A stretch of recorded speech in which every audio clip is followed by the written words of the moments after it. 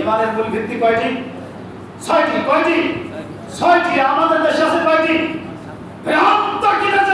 তারা বলে দেশের মাটিতে আল্লাহর ইমানের মূল ভিত্তি হলো সাতটি।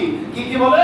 আমানতু বিল্লাহি, আল্লাহর উপরে এক, ওয়া মালাইকাতিহি দুই, ফেরেশতার উপরে, কুতুবিহি এই কিতাবের উপরে, ওয়া রাসূলিহি রাসূলের উপরে, ওয়াল ইয়াউমিল আখির আখিরাতের উপরে, ওয়াল কদরি খাইরি শাররিহি তাকদীর ভালো মন্দের উপরে।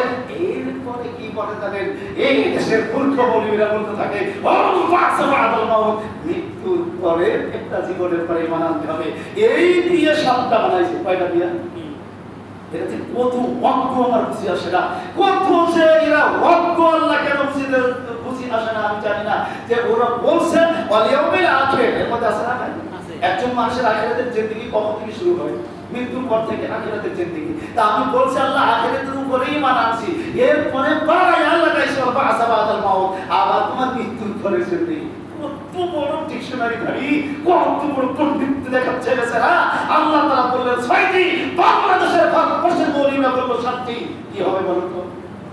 যারা সাতটি বিশ্বাস করে তাদের ঈমান থাকবে না। এই জন্য বলছেন আবাইয়া ফুরবিল ঈমান, যারা ঈমান অস্বীকার করবে ঈমানটা ভঙ্গ হবে। ফাকাদ হাবিত আমালুহু, তোর আমল সব বাতিল, গোয়া খেয়ে যাবে। কে বলছে? আল্লাহ। আল্লাহ বলছেন। আমি কি বললাম? আবার বন্ধুরা আবার করে রাগ করে লাভ নাই।